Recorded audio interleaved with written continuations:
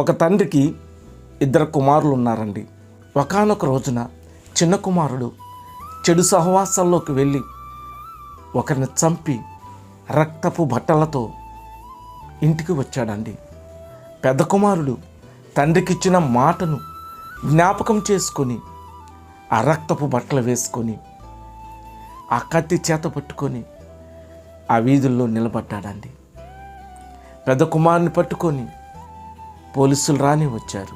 పెద్ద కుమారునికి ఉరి అని తీర్పు ఇస్తే ఉరి తీసే రోజున పోలీసు వారు వచ్చారు. అయ్యా, నీకేమైనా కోరికుందా, మేము తీరుస్తాము అని అడిగినప్పుడు పెద్ద కుమారుడు ఏం చెప్పాడో తెలుసా? మా తమ్మునికి ఒక మాట చెప్పాలండి, మా తమ్ముని పిలిపించండి అన్నాడండి.